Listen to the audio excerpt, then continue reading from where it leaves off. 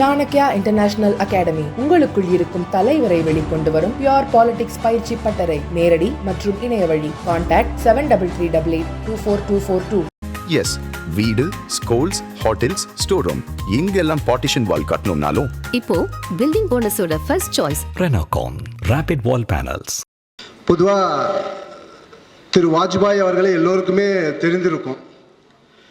திரு வாஜ்பாய் அவர்கள் பார்லிமெண்ட்டில் பேசும்பொழுது வீர சாவர்கரை வைத்து ஒரு கவிதை போல தன்னுடைய உரையை ஆரம்பித்து பேசியிருந்தார். வீர சாவர்கருக்கு என்னென்ன அடைமொழி கொடுத்து திரு வாஜ்பாய் அவர்கள் பேசினாரோ அத்தனை அடைமொழிக்கும் சொந்தக்காரர் திரு வாஜ்பாய் அவர்கள். வாஜ்பாய் என்றால் தத்துவம் என்று பொருள், வாஜ்பாய் என்றால் கோட்பாடு என்று பொருள், வாஜ்பாய் என்றால் தைரியம் என்று பொருள்.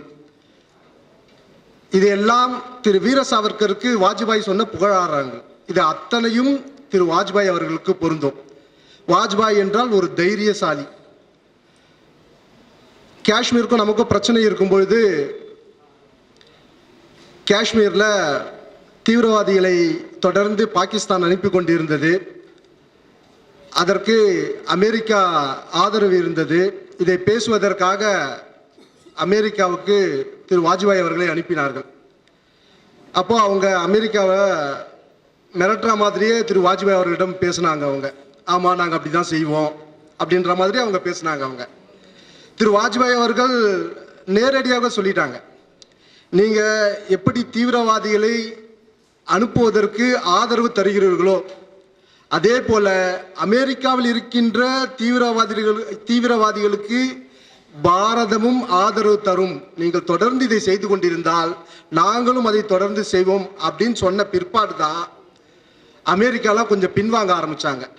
அப்போ அமெரிக்கா இந்தியாவை விட வல்லரசு நாடாக இருந்தது.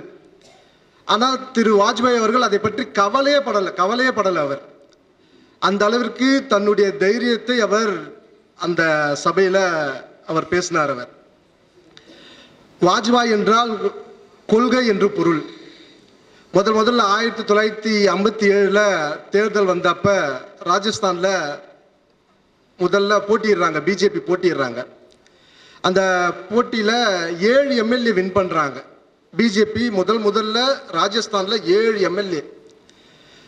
தேர்தல் பிரச்சாரத்தின் போது ஒரு வாக்குறுதி கொடுத்திருந்தாங்க பிஜேபி, நாங்கள் ஆட்சிக்கு வந்தால் நிலம் உழுபவருக்கே சொந்தமாக நாங்கள் சட்டம் கொண்டு வருவோம் அப்படின்னு அவங்க கொண்டு வந்திருந்தாங்க. அந்த சட்டத்தை நாங்கள் கொண்டு வருவோம் அப்படின்னு சொல்லி தேர்தல் வாக்குறுதி கொடுத்திருந்தாங்க. ஆனால் 7 பேர் மட்டும்தான் வின் பண்ணாங்க. காங்கிரஸ் ஆட்சி அமைத்து விட்டது. அதில் இருந்த 5 பேர், 7ல் 5 பிஜேபி எம்எல்ஏ, அவங்க இந்த சட்டமன்றத்தில் இந்த நம்ம ஏற்கனவே தேர்தல் வாக்குறுதியாக கொடுத்ததை நாங்கள் பேச மாட்டோம் அப்படின்னு சொல்லிட்டாங்க. ஏன்னா அந்த 5 பேருமே பண்ணையார்கள். அவங்க ஸோ உழுபவருக்கே நிலம் சொந்தம் அப்படின்னு சொன்னால் இந்த 5 பேர் பிஜேபி எம்எல்ஏ வச்சிருக்க 5 பேரோட நிலமும் கூட உழுபவர் யாரோ அந்த விவசாயிகளுக்கு போய்விடும் என்ற காரணத்தால் நாங்கள் சட்டமன்றத்தில் பேச மாட்டோம் அப்படின்னு சொல்லிட்டாங்க. இந்த விஷயம் திரு வாஜ்பாய் அவர்களுக்கு தெரிஞ்சது. அவர் என்ன தெரியுமா சொன்னார், எங்களுக்கு எம்எல்ஏ முக்கியம் இல்லை, எங்களுக்கு இந்த கட்சிக்கு பிஜேபி கட்சிக்கு எம்எல்ஏ முக்கியம் அல்ல, பிஜேபி என்ன கொள்கையை மக்களுக்காக கொண்டிருக்கிறதோ அந்த கொள்கை தான் எங்களுக்கு வேண்டும். அதனால் அந்த 5 எம்எல்ஏ கட்சியை விட்டு போனாலும் பரவாயில்லை, நாங்கள் கட்சியை விட்டு நீக்குகிறோம் சொன்னார் அவர். ஃபர்ஸ்ட் தேர்தல் அதுதான் பிஜேபிக்கு. நினைச்சு பாருங்க, 7 எம்எல்ஏ 5 எம்எல்ஏ வேண்டான்றார் அவர். கொள்கை தான் அங்க. அந்த அளவிற்கு கொள்கை பிடிப்போட இருந்தவர் திரு வாஜ்பாய் அவர்கள். நீக்கினாங்க, அதை 5 பேர் நீக்கிட்டாங்க, கட்சியை விட்டு நீக்கிட்டாங்க. திரு வாஜ்பாய் அவர்கள்ட்ட ஒரு குணம் இருக்கிறது. வாஜ்பாய் என்றால் அங்கீகரித்தல் அப்படின்னு பொருள். அவர் யார்கிட்ட டேலண்ட் இருக்கோ அவங்க அத்தனை பேருமே அங்கீகரிச்சிருக்காரு. அவர் அத்தனை பேருமே அங்கீகரிச்சிருக்கார். அதில் முக்கியமான ஆள் பார்த்தீங்க அப்படின்னா நரேந்திர மோடி அவர்கள். நரேந்திர மோடி அவர்கள் அத்வானிஜிக்கு செல்லப்பிள்ளை என்று எல்லோருக்குமே தெரியும். ஆனால் அவரை முதலாக முதலமைச்சராக அனுப்பியவர், குஜராத்துக்கு அனுப்பியவர் திரு வாஜ்பாய் அவர்கள், அத்வானி இல்லை. ஏன்னா மோடி அவர்களுடைய திறமை அத்தனையுமே திரு வாஜ்பாய்க்கு தெரியும். இவர் குஜராத்துக்கு போனால் குஜராத் வந்து முன்னேறும் என்கின்ற நம்பிக்கை இருந்தது. அந்த அளவுக்கு திரு மோடி அவர்கள் தன்னுடைய வேலையால் எல்லாமே தெரிய வச்சுட்டு இருந்தார். அதனால் இவரை வந்து அங்கீகரித்து அங்கே முதலமைச்சராக அனுப்பினார். எம்எல்ஏ கூட இல்லை. அப்போது மோடி அவர்கள் எம்எல்ஏ இல்லை. அங்கே போயிட்டு 6 மாதத்துக்கு பிற்பாடு தான் எம்எல்ஏல கண்டெஸ்ட் பண்ணி அவர் எம்எல்ஏ ஆகிறார். அவர் போகும்போதே அவர் அனுப்பியது. இந்த அங்கீகாரம் என்பது ரொம்ப முக்கியம். பிஜேபியில் நீங்கள் பார்த்தீங்க அப்படின்னு சொன்னால் இந்த அங்கீகாரத்தை வந்து கட்சிக்காரங்களுக்கு தருவதை விட யாரெல்லாம் இந்த சமுதாயத்திற்கும் இந்த நாட்டிற்கும் சேவை செய்து கொண்டிருக்கிறார்களோ அவர்கள் அத்தனை பேருக்குமே, அவங்க மாற்று கட்சியாக இருந்தாலும் சரி, பிஜேபியை எதிர்க்கிறாங்க இருந்தாலும் சரி, அவங்க எல்லோருமே அங்கீகரிப்பது பிஜேபி மட்டும்தான்.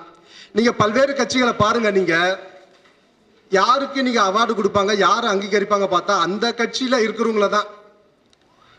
நான் வந்து திமுகவில் இருந்தேன்னு சொன்னால் நான் ஒரு எழுத்தாளர்னா எனக்கு அவார்டு தருவாங்க. நான் வந்து ஒரு நல்ல பேச்சாளர், திமுகவில் நல்ல பேச்சாளர்னா எனக்கு அங்கீகாரம் தருவாங்க, எனக்கு அவார்டு தருவாங்க. இல்லை ஏதாவது ஒரு சேர்மன் பதவி தருவாங்க, ஏதாவது தருவாங்க. வேறு ஆளுக்கு வெளியாளுக்கு தரவே மாட்டாங்க. ஆனால் பிஜேபி அப்படி இல்லை. நான் இங்கே பார்க்குறேன், நான் கட்சிக்காரங்க எனக்கு தெரிஞ்சு ஒரு 15 பேருக்கு மேலே இருந்தால் அதிகம். இங்கே சென்னையில் நடக்குது, அவார்டு ஒருத்தருக்கும் இல்லை.